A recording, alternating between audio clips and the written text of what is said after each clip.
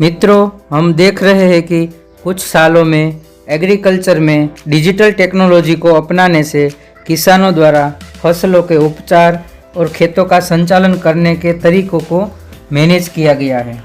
यह देखने के लिए किसी को एक्सपर्ट होने की ज़रूरत नहीं है कि कैसे तकनीक में खेती का कंसेप्ट को बदलकर इसे अधिक लाभदायक, कुशल, सुरक्षित और सरल बना दिया गया है। वैसे तो बहुत सारी डिजिटल टेक्नोलॉजी है, मगर किसानों के लिए सबसे बेस्ट टेक्नोलॉजी की बात करेंगे। तब तक आप वीडियो में बने रहें और चैनल को सब्सक्राइब करें।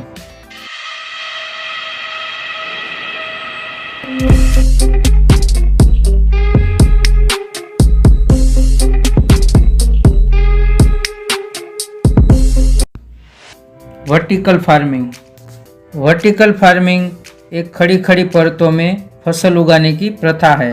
इसमें अक्सर नियंत्रित पर्यावरण कृषि को शामिल किया जाता है, जिसका उद्देश्य पौधों की वृद्धि को अनुकूलित करना और हाइड्रोपोनिक्स, एक्वापोनिक्स और एरोपोनिक्स जैसी मिट्टी रहित कृषि तकनीकों को शामिल करना है।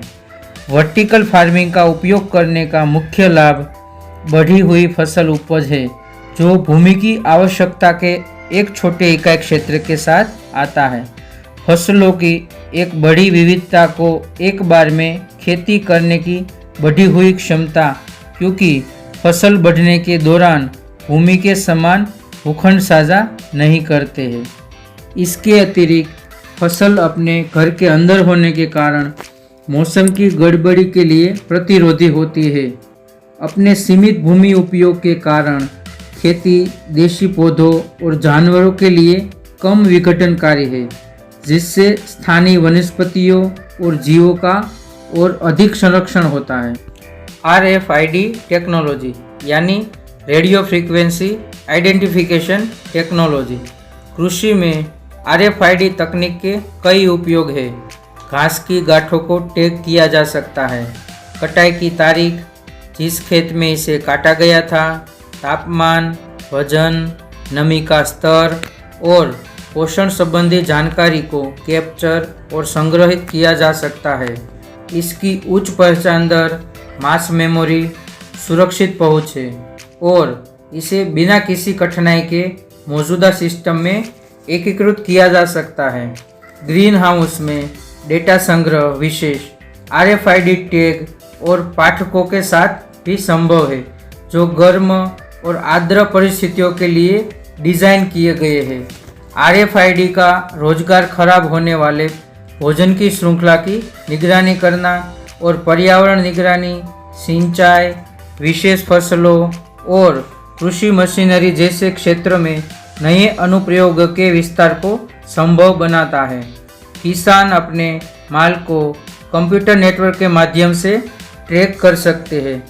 RFID टैग पर संग्रहित जानकारी को पढ़कर यह निर्णय लिया जा सकता है कि तापमान में बदलाव से ताज़ा कृषि उत्पाद को नुकसान होगा या नहीं।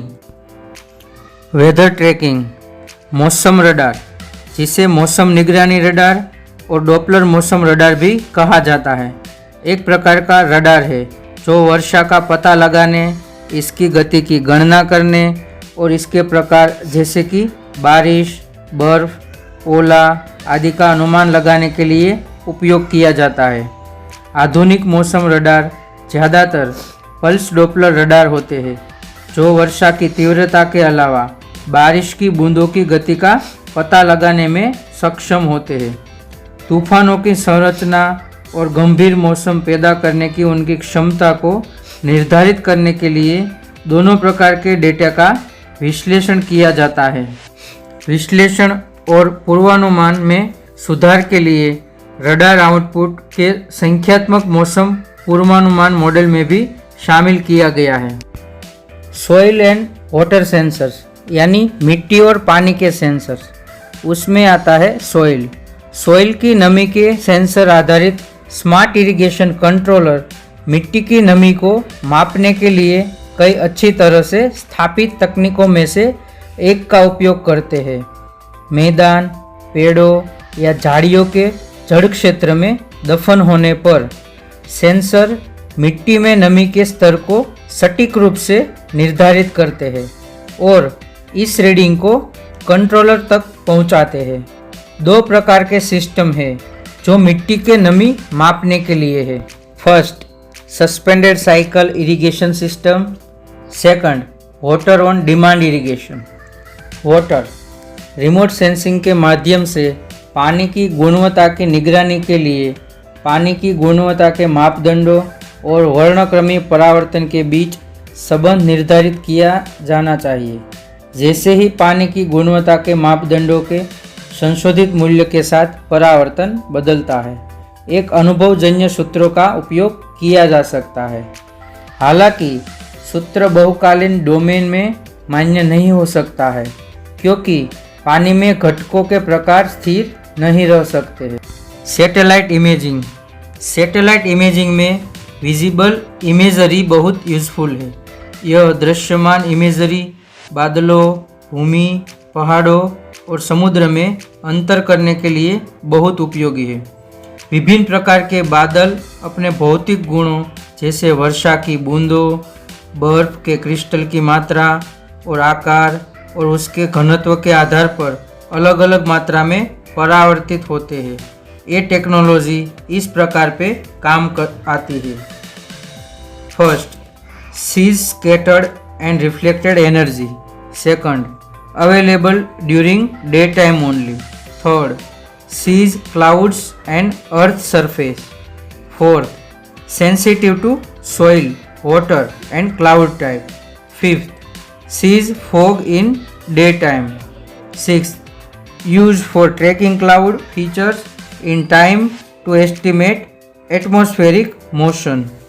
रिमोट सेंसिंग और सैटेलाइट इमेजरी डेटा आवश्यक जानकारी प्रदान करता है जो इमेज फ्यूजन, चेंज डिटेंशन जैसे विभिन्न अनुप्रयोगों की निगरानी में मदद करता है। अगर आपको हमारा ये वीडियो पसंद आया है तो लाइक करें, ज़्यादा से ज़्यादा लोगों को शेयर करें और हमारी चैनल को सब्सक्राइब करें।